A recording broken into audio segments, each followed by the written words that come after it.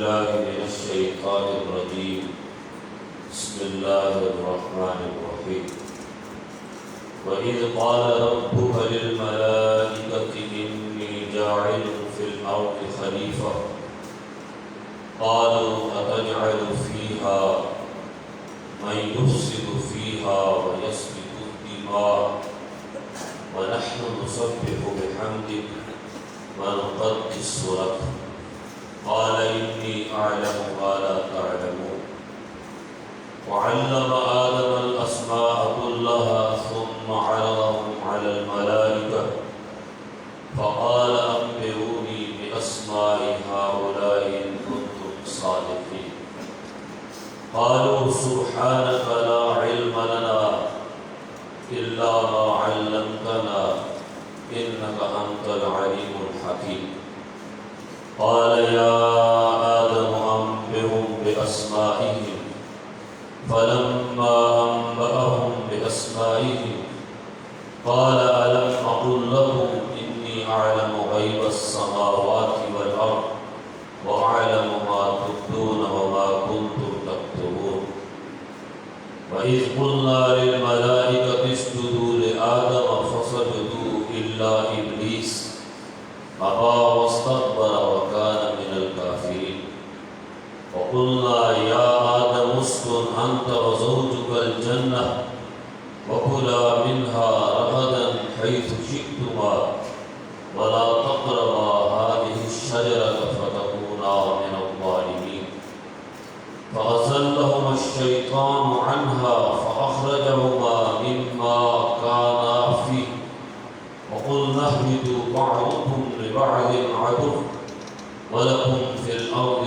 مستقر ومتاع إلى حين فتلقى آدم من ربه كلمات فتاب عليه إنه هو التواب الرحيم قلنا اهبطوا منها جميعا فإما يأتينكم مني هدى فمن تبع هدايا فلا خوف عليهم ولا هم يحزنون والذين كفروا وكذبوا بآياتنا أولئك أصحاب النار هم فيها خالدون صدق الله مولانا العظيم سب ایک مرتبہ درود پڑھیں اللهم صل على محمد وعلى آل محمد كما تحب وترضى معزز خواتین و حضرات فہم قرآن و سنت کلاس کا آج پہلا دن ہے اور آپ حضرات بڑے خوش قسمت ہیں کہ آپ ہی کے بارے میں اللہ کے رسول صلی اللہ علیہ وسلم نے فرمایا من سلک طریقا یلتمس فیہ علما سہل اللہ طریقا الی الجنہ جو انسان علم کے لیے گھر سے نکلتا ہے کہ اللہ اس سے راضی ہو جائے وہ علم حاصل کرنے کے لیے نکلتا ہے سہل اللہ طریقا الی الجنہ اللہ اس انسان کے لیے جنت کا راستہ آسان کر دیتا ہے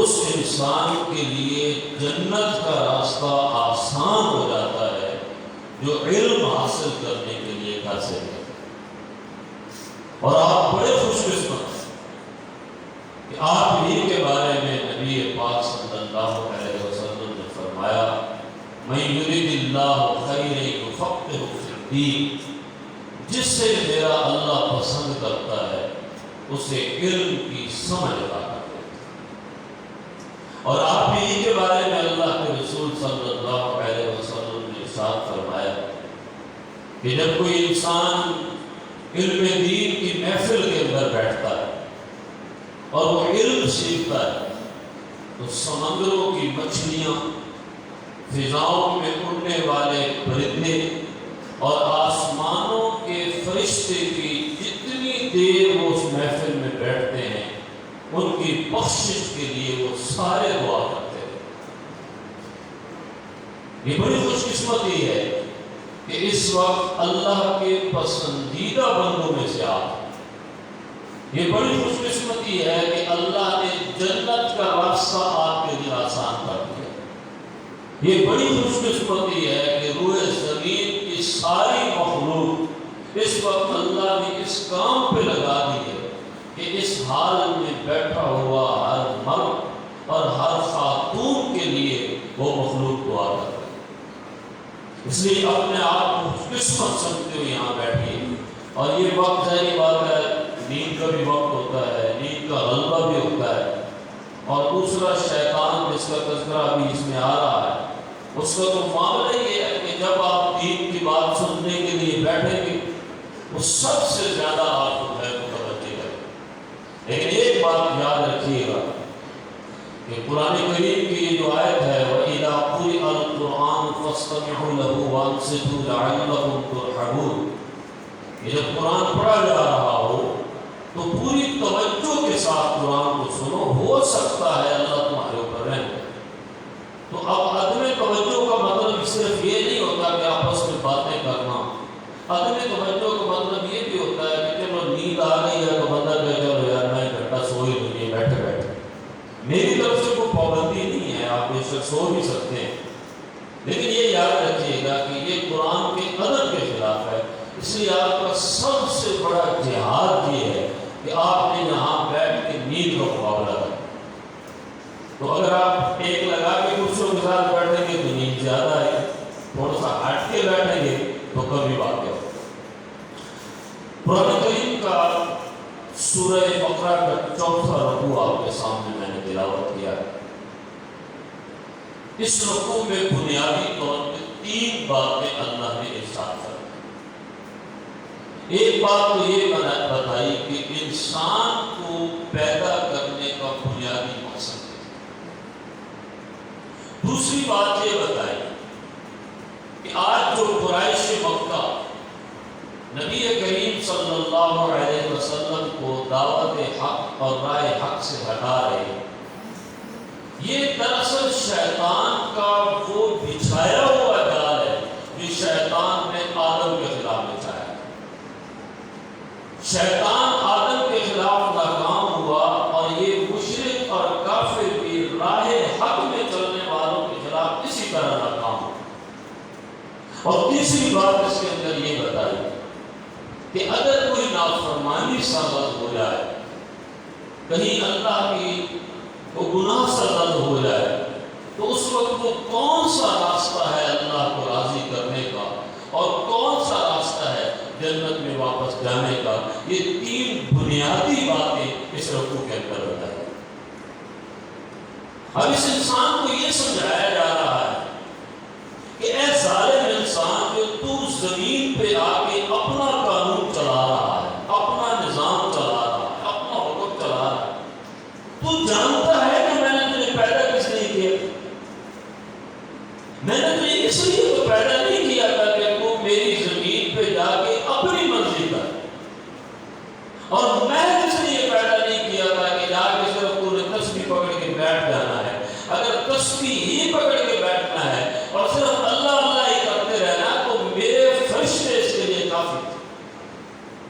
اور اس لیے بھی پیدا نہیں کیا کہ زمین پہ جا کے بالکل باغی بن جاؤ اور میری نافرمانیوں کی نافرمانیاں کرنا شروع کر دو اور میرے نظام، میرے قانون اور میرے حکم کے مقابلے میں اپنا نظام، اپنا حکم اور اپنا قانون لاگو کر۔ انسان آج میں تجھے بتاتا ہوں کہ میں نے تجھے کیوں پیدا کیا اور کتنے فخر کے ساتھ اور کتنے اعزاز کے ساتھ میں نے تمہیں اس وقت پروٹوکول دیا تھا جب میں تمہیں پیدا کرتا۔ میرے سامنے وہ ساری مخلوق تھی جو سجدوں میں رہتی تھی، جو رکوع میں رہتی تھی، جو قیام میں رہتی تھی، جن کا کوئی کام نہیں تھا سوائے میری حمد بیان کرنے کے، میری تسبیح بیان کرنے کے، میری پاکی بیان کرنے کے، کوئی کام نہیں تھا۔ جب میں نے ان سے کہا تو یاد کرو، وَإِذْ قَالَ، وَإِذْ کا مطلب ہے اذکر، یاد کرو۔ اے قرآن پڑھنے والے انسان یاد کر۔ قَالَ، کہا، کس نے کہا؟ رَبُّکَ، تیرے رب نے۔ کس کو کہا؟ لِلْمَلَائِکَةِ، فرشتوں کو کہا۔ اس وقت کو یاد کر جب تیرے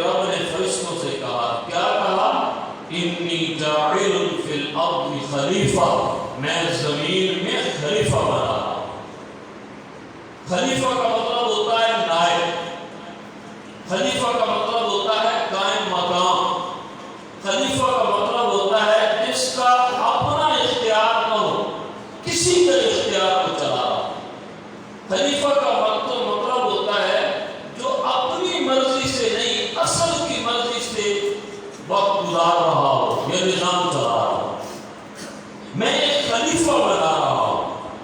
تو فرشتے تو اس بات کو سمجھ گئے کہ ایک ایسا نائب بنا رہا ہوں کہ جب وہ زمین میں جائے گا وہ میرے قانون پہ عمل بھی کرے گا، میرا قانون نافذ بھی کرے گا، میرے نظام پہ عمل بھی کرے گا، میرے نظام کو نافذ بھی کرے گا، میرے حکم پہ عمل بھی کرے گا، میرے حکم کو نافذ بھی کرے گا۔ صرف خود عمل نہیں کرے گا بلکہ نافذ کرے گا۔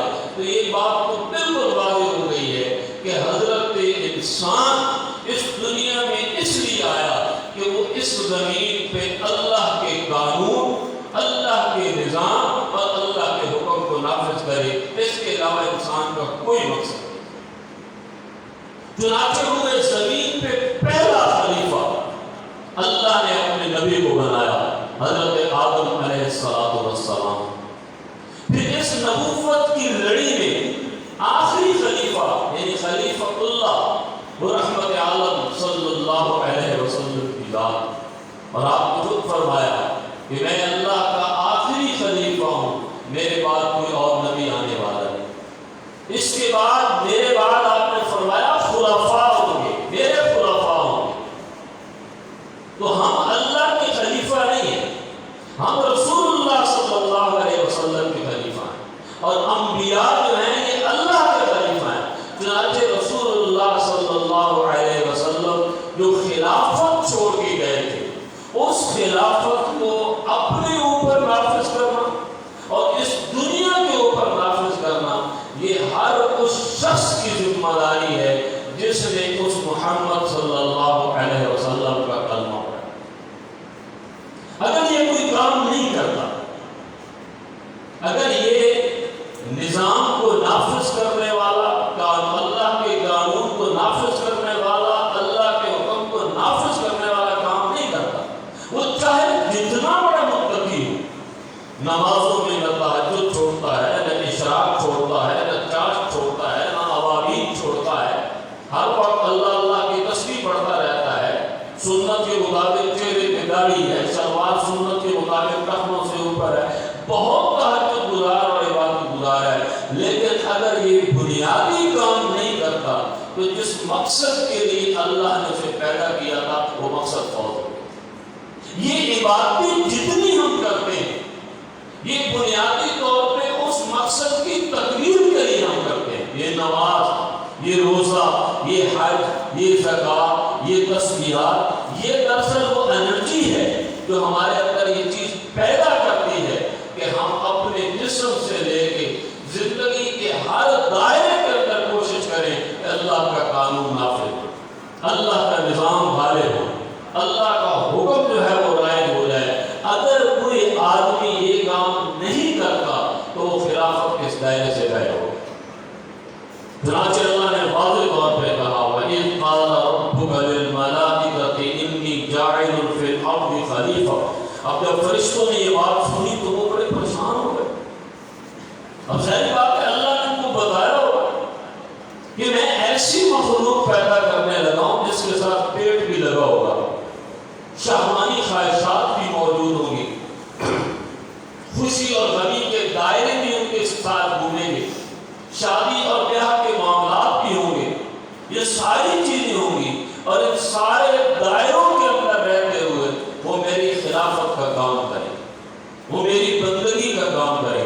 فرشتوں نے کہا اَتَجْعَلُ فِيهَا، کہ اللہ تو اس میں پیدا کرنے والا ہے، بنانے والا ہے، وَيُفْسِدُ فِيهَا وَيَسْفِكُ الدِّمَاءَ، جو آپس میں لڑیں گے جھگڑیں گے، وہ میری بندگی کہاں کرے، انہیں تو ٹائم ہی نہیں ملے گا۔ وہ تو صبح اٹھیں گے اور شام تک اپنے پیٹ کے لیے اور اپنے بچوں کی روٹی کے لیے لگے رہیں گے۔ ان کی تو ساری جوانی سب سے پہلے اپنی تعلیم میں گزر جائے گی، پھر نوکری میں گزر جائے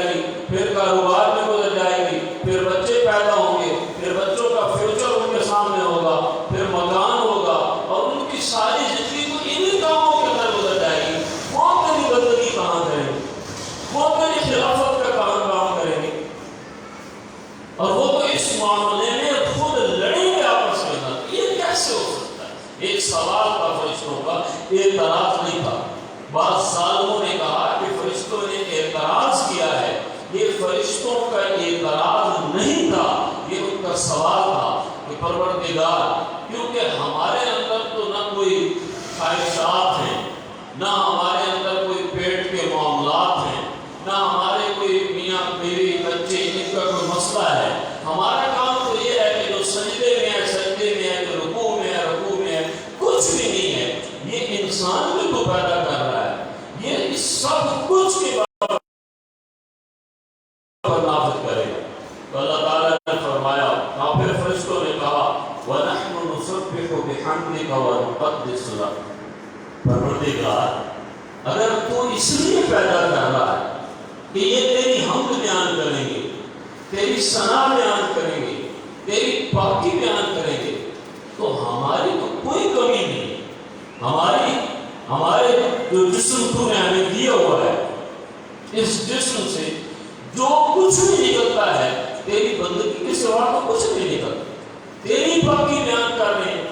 تو یہاں ایک پوائنٹ یہ بھی سمجھانے کا ہے کہ مقصد انسان صرف اطاعت مقصود نہیں تھی کہ انسان کی اطاعت اور بندگی، مقصد یہ تھا کہ میں ایک ایسی مخلوق پیدا کر رہا ہوں صرف بندگی اور اطاعت تک محدود نہیں رہے گی بلکہ محبت کے ساتھ کرے گی۔ اب محبت کا وہ چشمہ جو انسان کے اندر اللہ نے ڈالا ہے وہ ان فرشتوں کے اندر نہیں ہے، اسی لیے قرآن کریم میں فرمایا والذین آمنوا اشد حبا للہ، ایمان والے سب سے زیادہ اللہ سے محبت کرتے ہیں۔ دیکھیں میں 24 گھنٹے اگر مسجد میں بیٹھا ہوں اور اللہ کر رہا ہوں تو کمال یہ نہیں، کمال اس شخص کا ہے جو دکانداری چھوڑ کے اللہ کی حمد و ثنا کر رہا ہے، کمال اس ملازم کا ہے جو نوکری میں سے ٹائم نکال کے اللہ کو یاد کرتا ہے، کمال اس زمیندار اور کاشتکار کا ہے، اور کمال اس حال میں بیٹھے اس آدمی کا ہے کہ جو اپنی نیند کو اور اپنے بچوں کو اسکول بھیجنے کا وقت ہے اور ان سارے معاملات کو ایک سائڈ پہ رکھ کے وہ اللہ کے لیے آ گیا ہے، یہ کمال ہے۔ لیکن جو اس وقت مسجد میں بیٹھا ہے اور 24 گھنٹے اس نے مسجد میں بیٹھنا ہے، جو خانقاہ میں بیٹھا ہے اور 24 گھنٹے خانقاہ میں بیٹھنا ہے، جو مدرسے میں بیٹھا ہے اور 24 گھنٹے اس کا کام ہی اللہ کرنا ہے، اس کا کمال نہیں ہے، کمال اس شخص کا ہے جو دنیا کی لذتوں، دنیا کی مصروفیات اور دنیا کی محبتوں میں سے وقت نکالے اپنے اللہ کے لیے۔ اس لیے اللہ نے یہ بات واضح کر دی، تمہاری عبادت اپنی جگہ، تمہاری تسبیحات اپنی جگہ، لیکن یہ میری وہ مخلوق ہے جو شہوانی خواہشات سے نکل کے، جو پیٹ کے ہونے کے باوجود، جو زبان آنکھ اور کان کے ہونے کے باوجود مجھے نہیں بھولیں گے، ان کی آنکھیں ہوں گی لیکن میرے ہی ذکر کو دیکھیں گے، ان کے کان ہوں گے لیکن یہ میری ہی باتوں کو سنیں گے، ان کی زبان ہوگی لیکن میرے ذکر سے ہی منور ہوگی، ان کا دل ہوگا لیکن اس کے اندر میری ہی تمنا اور خواہش اور محبت اس کے اندر موجود ہوگی۔ اسی چیز کا نام ہے والذین آمنوا اشد حبا للہ، ایمان والے اللہ سے زیادہ کسی سے محبت نہیں کرتے۔ ایک طرف اولاد ہے، ایک طرف برادری ہے، ایک طرف لیڈر ہے، ایک طرف پرکشش مراعات ہیں، ایک طرف فیوچر ہے اور دوسری طرف اللہ ہے، دوسری طرف اللہ ہے، ایک طرف جوان بیوی اور معصوم بچہ جنگل میں چھوڑنا ہے ابراہیم علیہ السلام نے، اور اس کے اندر کلیجہ منہ کو آتا یہ بات کرتے ہوئے، لیکن اللہ نے کہہ دیا کوئی پرواہ نہیں ہے، یہ بندگی ہے، یہ محبت ہے۔ ایک طرف جلتی آگ ہے اور چھلانگ لگانی ہے ابراہیم نے، لیکن اللہ نے کہہ دیا کوئی پرواہ نہیں ہے۔ ایک طرف جوان بیٹا ہے اور کانپتے ہاتھ ہیں، لیکن اللہ نے کہہ دیا بیٹے کو قربان کرنا ہے تو قربان کرنا ہے۔ اللہ کے لیے بیٹا بھی قربان، جان بھی قربان، بیوی بھی قربان، سارا فیوچر بھی قربان۔ آج مکہ کو چھوڑ دو، آج مدینہ کو چھوڑ دو، آج اپنی دکانیں چھوڑ دو اور نکلو اللہ کے راستے کے اندر۔ اصل بندگی یہ بندگی کا پتہ نہیں تک چلتا ہے۔ 24 گھنٹے بندہ مسجد میں بیٹھ کے کارپٹ میں اے سی والے مسجد میں نماز پڑھتا رہے، بندگی کا پتہ نہیں چلتا۔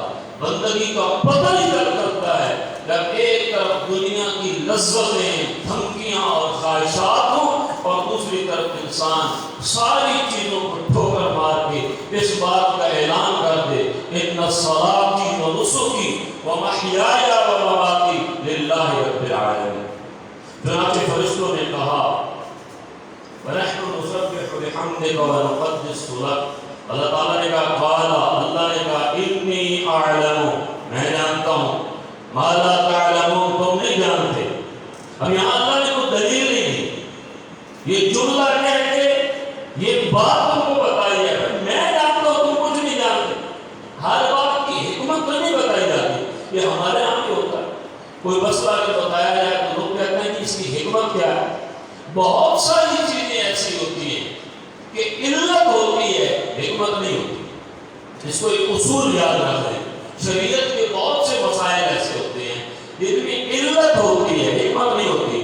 اس کی مثال ایسے ہے، آپ رات کو سفر کر رہے اپنی گاڑی پہ اور سرخ بتی جلتی ہے، آپ گاڑی کھڑی کر دیتے ہیں، دن کے وقت سرخ بتی جلتی ہے، آپ گاڑی کھڑی کر دیتے ہیں، اور کوئی آپ سے پوچھتا ہے گاڑی کیوں کھڑی کی ہے، وہ کہتا ہے قانون یہ ہے کہ سرخ بتی اگر جلے تو گاڑی کھڑی کر دیں گے، اور حکمت یہ ہے کہ کہیں ایکسیڈنٹ نہ ہو۔ وہی گاڑی آپ رات 3 بجے اسی سڑک پہ لے کے جا رہے ہیں، سرخ بتی جل رہی اور کوئی گاڑی نہیں ہے، ایکسیڈنٹ کا خطرہ نہیں ہے، تو کوئی کہتا ہے یار اب تو ایکسیڈنٹ نہیں ہوگا، تو وہ کہتا ہے نہیں، قانون ہے کہ جب سرخ بتی جل جائے تو گاڑی کھڑی کرنی ہے چاہے ایکسیڈنٹ نہ ہو۔ اسی طریقے سے شریعت کے معاملات میں بہت ساری چیزیں ایسی ہیں کہ جس کی حکمتیں اللہ اور اس کے رسول نے نہیں بتائی، اس لیے اتنا ہی کافی ہوتا ہے کہ یہ اللہ نے کہہ دیا، اس کے رسول نے کہہ دیا۔ تو یہاں پہ اللہ نے یہی بات ان کو سمجھائی، انی اعلم ما لا تعلمون، جو میں جانتا ہوں وہ تم نہیں جانتے۔ اس کی حکمتیں، اس کی مصلحتیں کہ میں یہ حضرت انسان کیوں پیدا کر رہا ہوں اور اس انسان کا اعزاز کیا، لیکن ان کی یکسوئی کے لیے اللہ نے آگے ایک مثال دی، وَعَلَّمَ آدَمَ الْأَسْمَاءَ كُلَّهَا ثُمَّ عَرَضَهُمْ عَلَى الْمَلَائِكَةِ، اللہ نے آدم علیہ السلام کو بہت ساری چیزوں کے نام سکھلا دیے، علم الاشیاء، بہت سی چیزوں کے نام بتا دیے، یہ بیماری ہے، یہ صحت ہے، یہ گلاس ہے، یہ پانی ہے، یہ شیشے کا ہے، یہ مائک ہے، یہ بلب ہے، یہ پنکھے ہیں، یہ کرسی ہے، ان ساری چیزوں کے نام اللہ تعالیٰ نے آدم علیہ السلام کو بتایا۔ اب وہاں فرشتے بھی موجود تھے جب اللہ نے آدم کو یہ چیزیں سکھلائیں، جب اللہ آدم کو ان چیزوں کے نام بتا رہا تھا فرشتے وہاں موجود تھے۔ اب اللہ نے کیا کہا، اللہ نے کہا فقال انبئونی باسماء ہؤلاء ان کنتم صادقین، اے میرے فرشتوں اب مجھے بتاؤ کہ یہ کیا ہے، مثال دے، یہ کیا ہے، اس میں کیا ہے، یہ کس چیز سے بنا ہے، بتاؤ یہ کیا ہے، یہ کیا کر رہا ہے، اس کا نام کیا ہے، یہ کرتا کیا ہے۔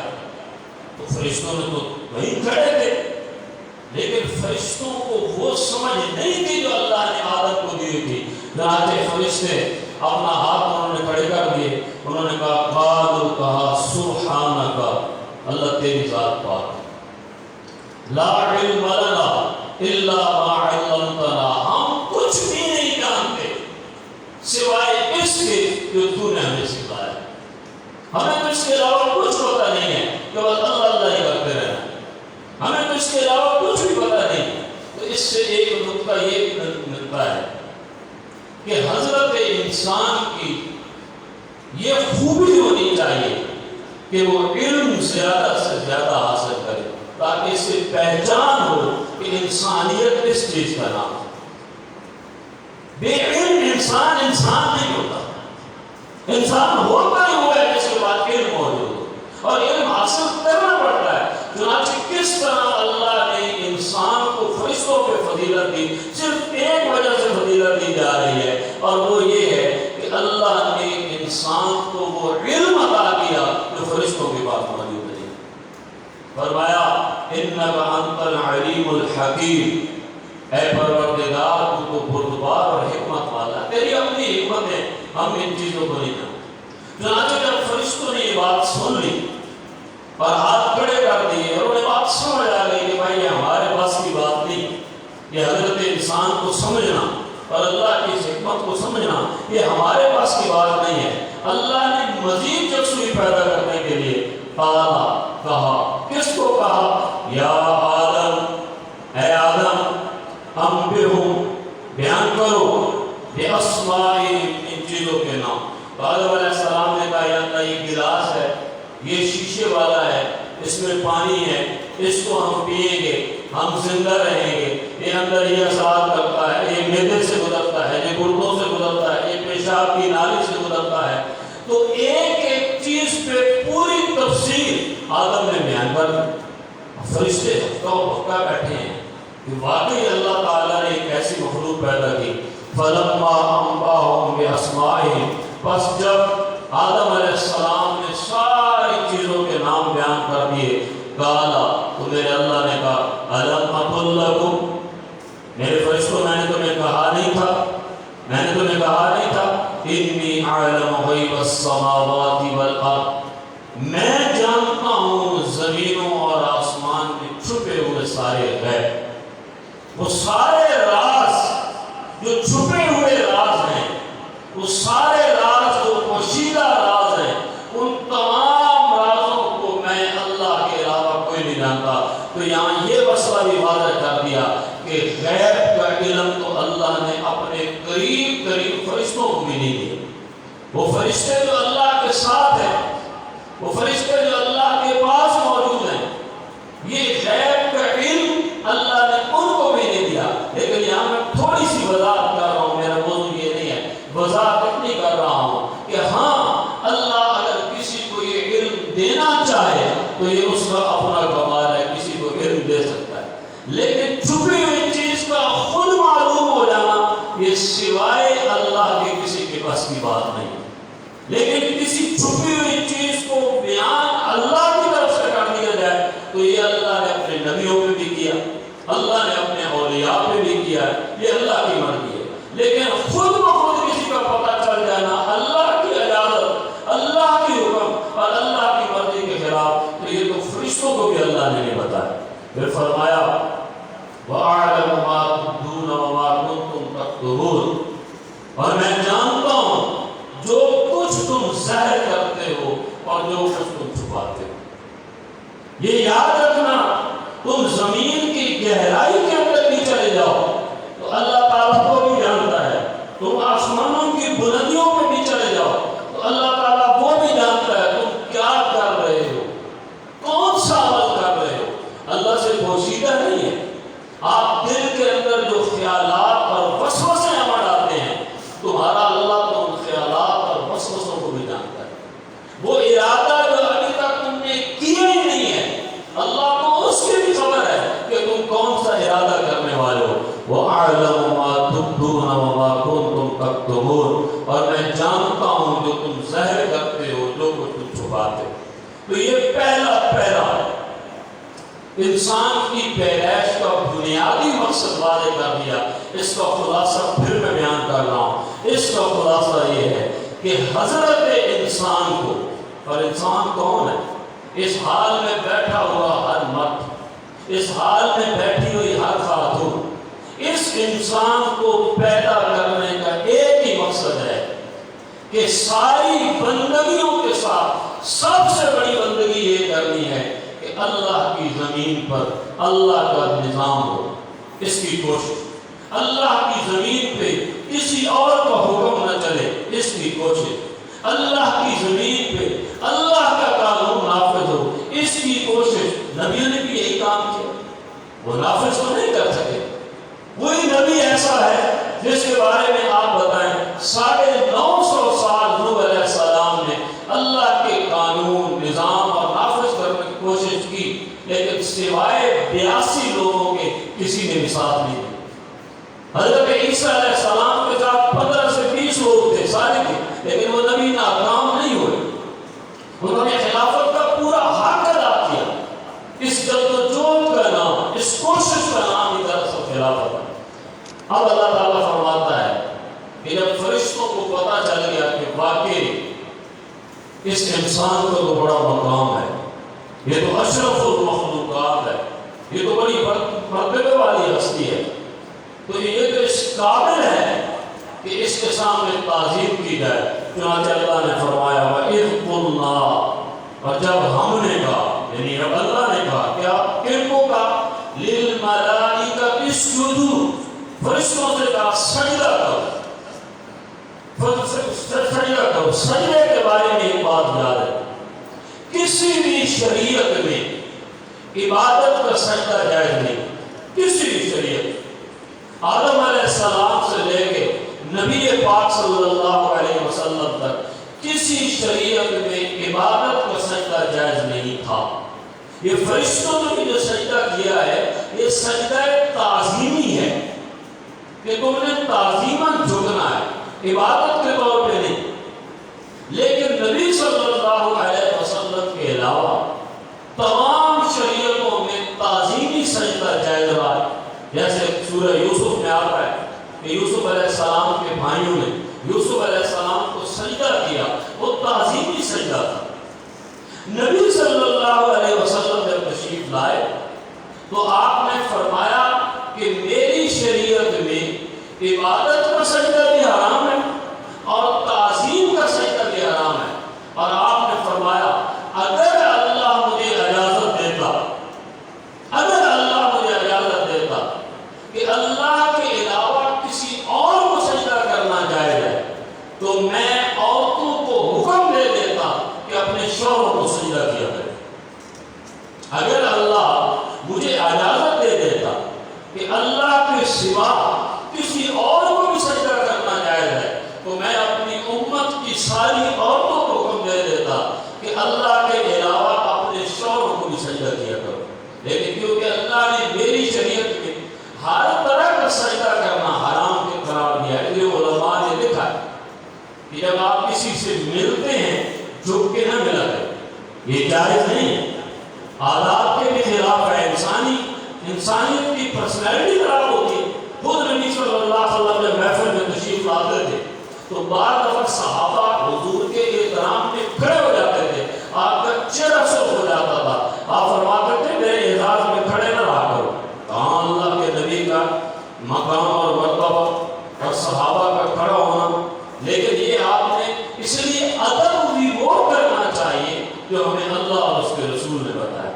یہ جو ہم ادب کرتے ہیں اس میں اتنا مبالغہ کر جاتے ہیں کہ ہم بھول جاتے ہیں کہ ہم کیا کرتے ہیں. ہمارے پنجاب میں تو یہ زیادہ ہے، لوگ بڑے لوگوں کو ملتے ہیں ان کے گھٹنوں میں ہاتھ لگا رہے ہوتے ہیں، جھک کے مل رہے ہوتے ہیں. چاہے کوئی کتنا بڑا عالم ہو، کتنا بڑا پیر ہو، کتنا بڑا لیڈر ہو، اس کے سامنے جھک کے اپنا سر جھکا کے اس کو ملنا اگر کوئی ادب کے ساتھ بھی ملتا ہے شریعت نے اس کو ناجائز قرار دیا. شریعت میں یہ جائز نہیں ہے، بڑے وقار سے ملنا چاہیے. تو اس لیے آدم علیہ السلام کو اللہ نے فرشتوں سے کہا کہ سجدہ کرو، فسجدوا، سب نے سجدہ کیا. اور فسجدوا میں اللہ نے یہ نہیں کہا فسجد الملائکہ، فرشتوں نے سجدہ کیا، یہ نہیں کہا. اللہ نے کہا فسجدوا، سب نے سجدہ کیا. اس کا کیا مطلب ہے؟ کہا تو اللہ نے فرشتوں کو نہیں، یہ للملائکہ میں جنات بھی شامل تھے، باقی مخلوق بھی موجود تھے. تو یہاں جب یہ کہا فسجدوا، سب نے سجدہ کیا، تو اس سے مراد کے وہاں جتنی مخلوق تھی، جنات تھے یا فرشتے تھے یا باقی جتنے تھے، ان سب نے سجدہ کیا الا ابلیس، مگر ابلیس نے سجدہ نہیں کیا. ابلیس کیسے کہتے ہیں؟ ابلیس کہتے ہیں مایوسی کو. ابلس، مایوس ہونا. ابلیس کا معنی ہوتا ہے مایوس ہونا. اب یہ مایوس تھا، لیکن یہاں بھی ایک مسئلہ سمجھیں. ہمارے یہاں بعض دفعہ لوگ جذبات میں آ کے یہ کہتے ہیں یہ مایوسی کفر ہے. ہم یہ سنتے بھی. یاد رکھیے کہ اللہ سے مایوس ہونا یہ کفر ہے. لا تقنطوا من رحمت اللہ، کبھی اپنے اللہ کی رحمت سے مایوس نہ ہو. لیکن انسانوں سے مایوس ہونا یہ کفر نہیں ہے. اگر یہ کفر ہے تو آپ انبیاء کی مایوس ہو گئے. قرآن کریم کہتا ہے اور بالآخر مایوس ہو کے انہوں نے اللہ سے کہا کہ یا اللہ ہمارے پاس کی بات نہیں ہے, اب اس کے سوا کوئی راستہ نہیں ہے کہ تو انہیں تباہ و برباد کر. اس لیے اس میں بھی فرق ہے. اللہ سے مایوس ہونا یہ کفر ہے, لیکن انسان سے مایوس ہونا یہ انسانی فطرت اور انسانی مزاج. اب ایک انسان لگا ہی رہے ایک قوم کو ٹھیک کرنے کے لیے, کسی فرد کو ٹھیک کرنے کے لیے, اور وہ کہے نہیں یار میں اگر مایوس ہو گیا اس بندے سے کبھی تو ٹھیک ہوگا, محنت ایک بھی کرتا رہے, یہ بے وقوفی. مولانا مودودی رحمۃ اللہ علیہ نے بڑی پیاری بات فرمائی. انہوں نے کہا جب تم کسی کو دعوت دین دیتے ہو, اس کی تربیت کرتے ہو, وہ ٹھیک نہیں ہو رہا, سارا سال تمہاری محنت ہے, تو اس کا بہترین طریقہ یہ ہے کہ کپڑا جب جھاڑیوں کے ساتھ الجھ جائے تو بجائے یہ اسی کو الجھن میں لگے رہو, وہ کپڑا پھاڑ کے جھاڑی کے حوالے کرو اور آگے دو. انبیاء نے یہی کام کیا تھا.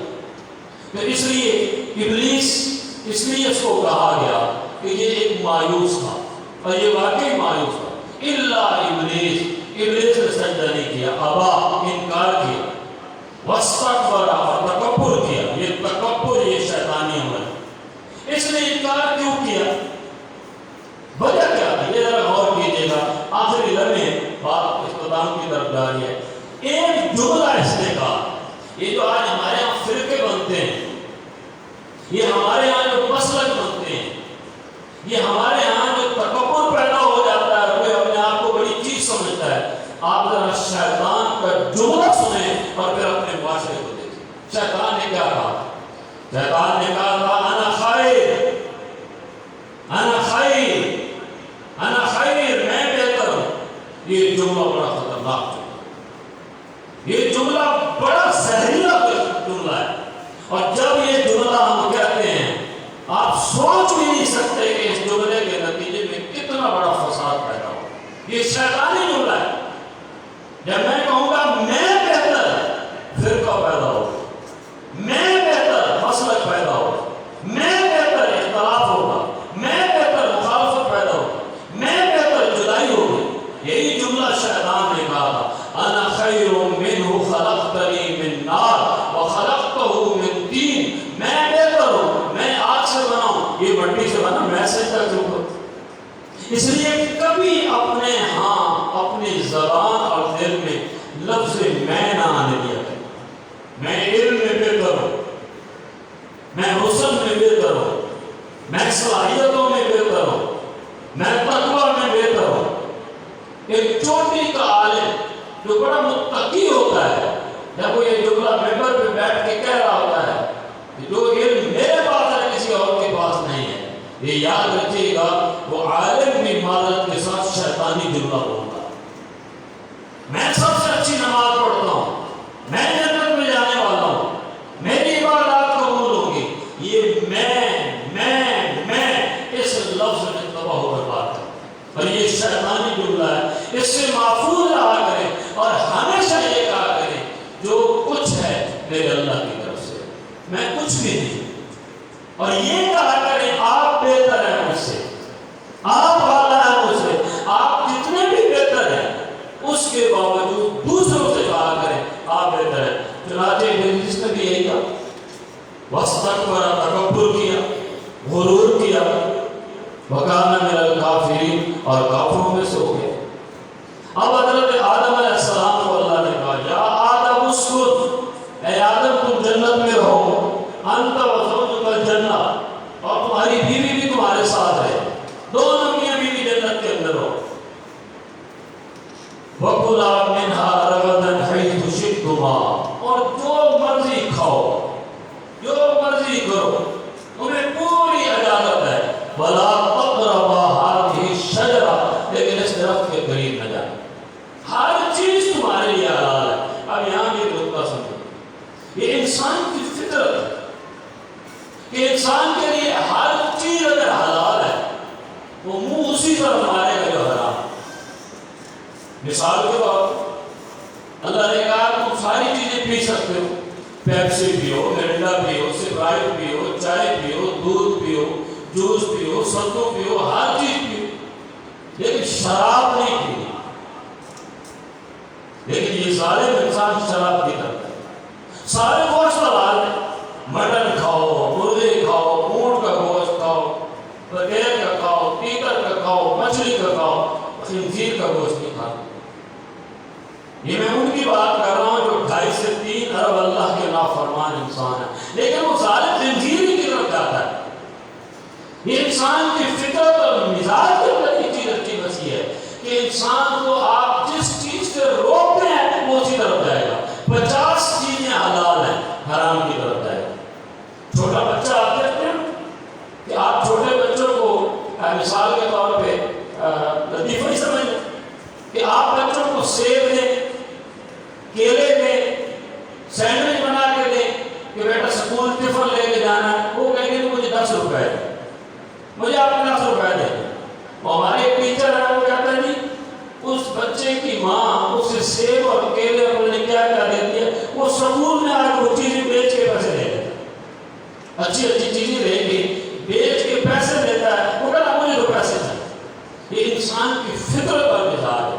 تو آدم علیہ السلام کو بھی اللہ نے یہ کہا تھا وَلَا تَقْرَبَا هَٰذِهِ الشَّجَرَةَ، آدم ہر چیز کھانا لیکن اس کے قریب نہیں جانا، فَتَكُونَا مِنَ الظَّالِمِينَ، اور اگر تم اس کے قریب چلے گئے، اس درخت کے قریب، اب یہ لوگوں نے اپنی طرف سے گھڑا ہوا ہے، وہ آم کا درخت تھا یا گندم کا دانہ تھا، نہ قرآن میں اس کی وضاحت ہے اور نہ حدیث کے اندر اس کا ذکر ہے۔ اس بات کے اوپر لوگ مناظرے بھی کرتے ہیں اور اس پہ کتابیں بھی لکھ دیتے ہیں۔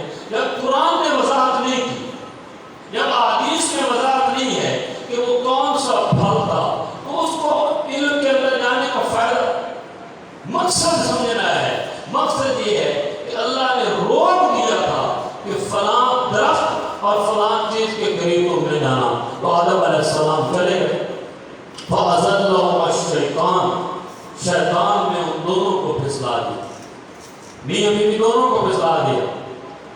فَأَخْرَجَهُمَا مِمَّا كَانَا فِيهِ، اور وہ جب شیطان کے بہکاوے میں آ گئے، شیطان کے بارے میں ایک بات یاد رکھیے گا، فَوَسْوَسَ لَهُمَا الشَّيْطَانُ، اور سورہ ناس میں اللہ نے کہا ہے الَّذِي يُوَسْوِسُ فِي صُدُورِ النَّاسِ، اس ظالم شیطان کو سب سے بڑی قوت اللہ نے کر دی ہے تو وسوسے کی قوت۔ کہاں آدم علیہ السلام جنت میں اور کہاں ہزاروں میل دور وہ شیطان بیٹھا ہے، لیکن اس نے ایسے وسوسے اور خیالات پیدا کیے کہ بالآخر آدم علیہ السلام بھی اور ان کی زوجہ بھی شیطان کے وسوسوں اور خیالات کے اندر آ کے بیٹھے۔ اسی لیے ہمیشہ یہ پناہ مانگا کریں، اعوذ باللہ من الشیطان الرجیم، اکثر یہ جملہ کہا ہے اعوذ باللہ من الشیطان الرجیم۔ نبی صلی اللہ علیہ وسلم ہر نماز کے بعد سورہ ناس پڑھتے تھے، ہر فرض نماز کے بعد رات کو سوتے ہوئے سورہ ناس پڑھ کے اپنے اوپر پھونک دیتے تھے۔ اس کا سب سے بڑا فائدہ یہ ہوگا کہ انسان شیطانی وسوسوں اور خیالات سے محفوظ رہے گا۔ اور شیطان کے بارے میں ایک بات اور بھی یاد رکھیے گا، شیطان کا ٹارگٹ یہ نہیں ہے کہ آپ کو گناہگار کرے، بالکل شیطان کا یہ ٹارگٹ نہیں ہے۔ شیطان کا ٹارگٹ ہے آپ کو جہنم تک پہنچانا، اور جہنم تک پہنچانے کے لیے کبھی نیکی کے ایسے خیالات اور وسوسے پیدا کر دیتا ہے کہ انسان سمجھتا ہے میں واقعی نیکی کر رہا ہوں، جس طرح امیر رضی اللہ محترم حدیث بیان کر رہے تھے، کتنی بڑی نیکی ہے شہادت، کتنی بڑی نیکی ہے عادت، کتنی بڑی نیکی ہے سخاوت، لیکن اس ظالم شیطان نے ایسی ریاکاری ان دینوں کے اندر پیدا کر دی انہیں پتہ ہی نہ چلا، اور اللہ قیامت کے دن ان کو 70 گز لمبے زنجیروں میں جکڑ کے جہنم میں ڈال دے، اس عالم کو، اس شہید کو اور سبھی۔ چنانچہ شیطان میں یہ وسوسے کی قوت موجود ہے۔ وَقُلْنَا اهْبِطُوا بَعْضُكُمْ لِبَعْضٍ عَدُوٌّ، اللہ کہتا ہے ہم نے آدم کو بھی کہا، ان کی بیوی حوا کو بھی کہا اور ابلیس کو بھی کہا تم سارے زمین میں چلے، سب کو اللہ نے نکال دیا اور تم ایک دوسرے کے دشمن ہو گئے، تمہاری آپس میں نہیں لگے گی۔ وَلَكُمْ فِي الْأَرْضِ مُسْتَقَرٌّ وَمَتَاعٌ إِلَىٰ حِينٍ، اور تمہارے لیے زمین میں ایک ٹھکانہ ہے، ایک مقرر مدت ہے، اس مقرر مدت کے اندر تم نے وہاں پہ وقت گزارنا ہے، باقی 2-3 منٹ رہ گئے۔ فَتَلَقَّىٰ آدَمُ مِن رَبِّهِ، پس سکھلائے آدم کو اس کے رب نے کلمات، کچھ کلمات۔ میں اپنی بات اسی پہ ختم کر رہا ہوں، یہ سن لیں ذرا کہ غلطی تو آدم سے ہوئی اور غلطی ابلیس سے بھی ہوئی، لیکن ایک کو اللہ معاف کر رہا ہے اور دوسرے کو اللہ ہمیشہ کے لیے مردود کر رہا ہے۔ ایک انسان بن رہا ہے آدم سے اور ایک شیطان بن رہا ہے ابلیس سے۔ فرق کیا ہے شیطان اور انسان میں؟ بس فرق اتنا ہے کہ انسان وہ ہوتا ہے کہ جب بھی اس سے غلطی ہوتی ہے تو وہ غلطی کرنے کے بعد اپنے رب کی طرف رجوع کرتا ہے، اور شیطان اس چیز کا نام ہے کہ جب بھی اس سے غلطی ہوتی ہے وہ ڈٹ جاتا ہے، وہ کہتا ہے نہیں میں نے ٹھیک کیا ہے، میں نے کوئی معافی جا کے نہیں مانگی۔ آدم نے کیا کہا؟ آدم نے کہا ربنا ظلمنا انفسنا وان لم تغفر لنا وترحمنا لنکونن من الخاسرین۔ اے مالک، میں نے اور میری بیوی نے اپنی جانوں پہ بڑا ظلم کیا، اور اگر تو نے معاف نہ کیا اور ہمارے اوپر رحم نہ کیا، تو نے اگر معاف نہ کیا، دنیا جو مرضی کر، تو نے اگر معاف نہ کیا اور تو نے رحم نہ کیا، اے اللہ ہم خسارہ پانے والوں میں شامل ہیں۔ اور شیطان نے کیا کہا؟ ثم لآتینہم من بین ایدیہم ومن خلفہم وعن ایمانہم وعن شمائلہم ولا تجد اکثر شاکرین۔ یا اللہ میں تیرے بندوں کے آگے سے نہیں آؤں گا، پیچھے سے نہیں آؤں گا، دائیں سے نہیں آؤں گا، بائیں سے نہیں آؤں گا، جو میں نے آدم کے ساتھ کیا ہے میرے باقی بندوں کے ساتھ بھی اسی طرح کرا۔ اس لیے یہ آخری بات جو ہے نا جی، توبہ، اللہ سے معافی، یہ ہمیشہ اللہ سے مانگتے رہا ہے۔ اسی چیز کا نام انسانیت۔ گناہ کرنا جرم نہیں، اللہ کو وہ گناہگار سب سے زیادہ پسند ہے جو گناہ کرنے کے بعد اللہ سے معافی مانگ لیتا ہے۔ اللہ کو وہ گناہگار سب سے زیادہ پسند ہے۔ رسول اللہ صلی اللہ علیہ وسلم نے فرمایا جو گناہ، لیکن یہ جو استغفار ہم کرتے ہیں 100 کی تسبیح صبح پڑھ لو، 100 کی شام پڑھ لو اور سارا دن لوگوں کے حق مارو اور لوگوں کے ساتھ ظلم کرو، یہ استغفار اللہ کو قبول نہیں ہے۔ حضرت علی کا ایک قول، اس پہ بات ختم ہے، حضرت علی نے فرمایا 3 لوگ ایسے ہیں جنہیں اللہ کبھی توبہ کی توفیق نہیں دیتا۔ نمبر 1 جو توبہ کی امید پر گناہ کرے، اللہ اسے کبھی توبہ کی توفیق نہیں دیتا۔ نمبر 2 جو زندگی کی امید پہ توبہ ہی نہیں کرتا، ابھی جوانی ہے، شباب ہے، رگوں میں گرم خون ہے، کر لیں گے توبہ جب 70 سال میں پہنچے گے۔ جو آدمی زندگی کی امید پہ توبہ نہ کرے اللہ اسے بھی توبہ کی توفیق نہیں دیتا، اور جو توبہ بھی نہ کرے اور اللہ سے رحمت کی امید بھی رکھے، اللہ رحم کرے گا، اللہ رحم کرے گا، اس سے بھی اللہ توبہ کی توفیق نہیں دیتا۔ اللہ تعالیٰ قرآن کریم کو سمجھنے کی اور عمل کی ہم سب کو توفیق عطا فرمائے۔ وآخر دعوانا الحمد للہ۔